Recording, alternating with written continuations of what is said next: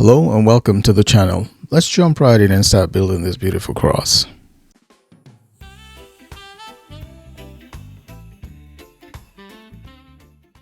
For this project, I'm repurposing a piece of plywood, a 3/4 inch plywood from a previous project, and I'm going to repurpose part of it, and then I'll use some of the rest of it for this project.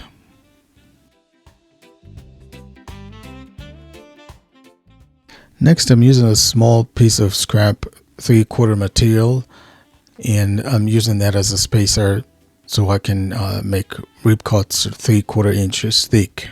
So pretty much end up with a square since the plywood is also 3/4 inches thick.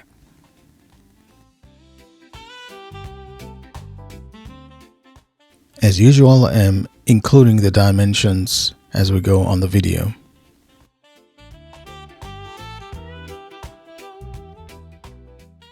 So for the first set of rib cuts, I did 4 pieces of those, and then I did another set of rib cuts at 1/4 inch thick or 1/4 inch wide. I did 4 pieces of that as well. At this point, I want to quickly remind you that all you need is a little bit of faith and some action. Next, I did a quick dry fit. I don't know if you can tell, but some of these boards are actually warped. Good thing is I'll be gluing them together, and then I'll use tape to hold them together. The 2 middle boards, I did add a couple of brad nails just to strengthen those bonds. And then the outer boards, I just use the quick and thick tight bond glue to fasten those together, and then I'm using the blue tape to just tape them together. And then I'll clamp them down and let them dry. And since I stacked one on top of the other, I used some parchment paper to separate the two so that the glue doesn't end up gluing both pieces together.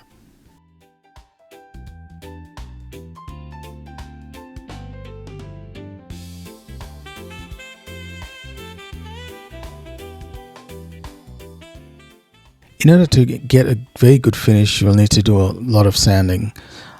I thought about putting it through a planer, but just to make it easier, I'm using the orbital sander to do a lot of the sanding.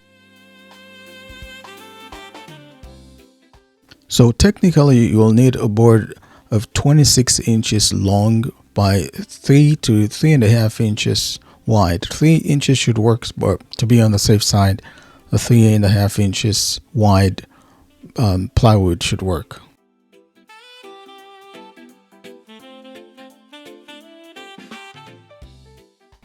So quickly, I want to share the sanding disc that I use. I bought this pack of Amazon. It has different grits, and it comes in very handy. It lasts for a good time. They work very well with the Ryobi orbital sander, and I believe it will work with any other orbital sander that has the holes at the bottom.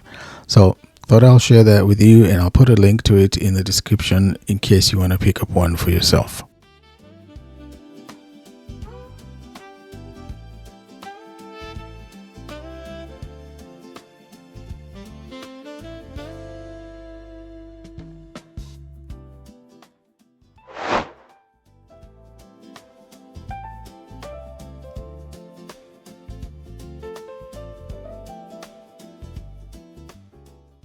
Next, we have to do the miter cuts.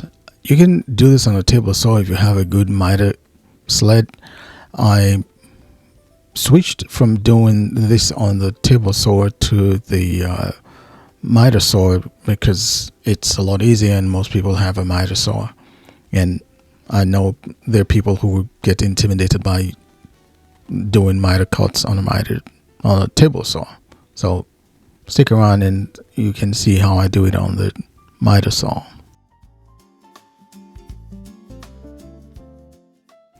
When using plywood, you want to make sure you avoid these holes, so I'm just going to cut that off and use the rest of the board. And that's why it's a good idea to have a longer piece so that you can remove those imperfections and not use them. Otherwise, you can just cover it up with wood putty.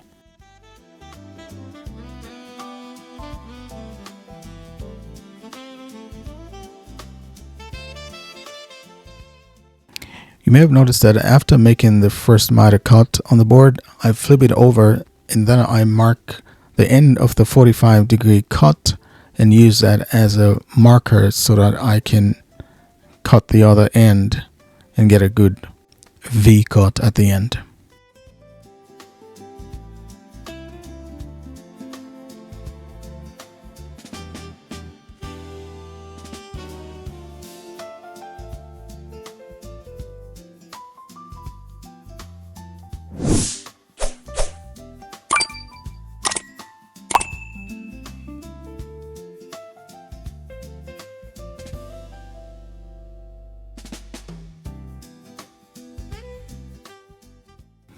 That's it for all the cuts. Now here's a dry fit or the dry arrangement, and those are my leftovers from all the cuts that I made.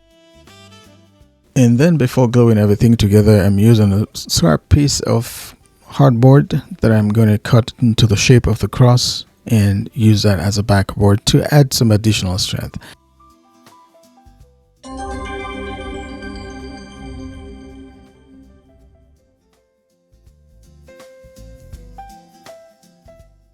Here I'm just using the orbital sander to remove some of the water stain on the board. It's going to be at the back, so I don't think it's going to be any issue anyway. To make these cuts faster, I thought I would just use the bandsaw. However, I would have been better off just using our jigsaw. But use a jigsaw. With the backboard cut and ready, I'm just using a piece of parchment paper, well, the same parchment paper that I used earlier, and that will prevent the glue from going onto my work table.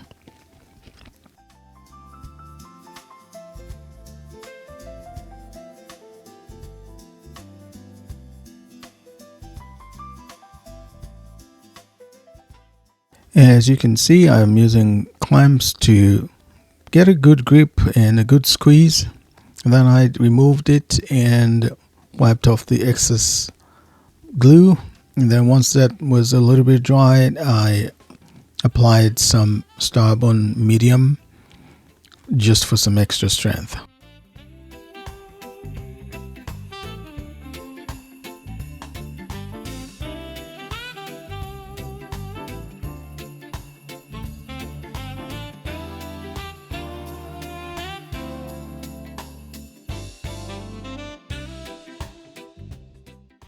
This step is optional, and then for the stain I just used natural. I'm guessing it should work with all the types of stains or shades of stains, but I wanted to keep the natural color of the wood, so I just went with natural stain. And then I give it 1 coat of polyurethane, and that was all for the finish for this one.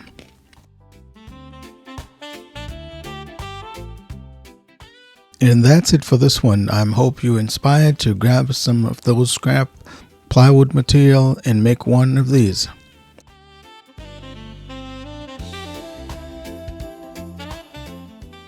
As always, I hope you will have a tangible experience of God's love today.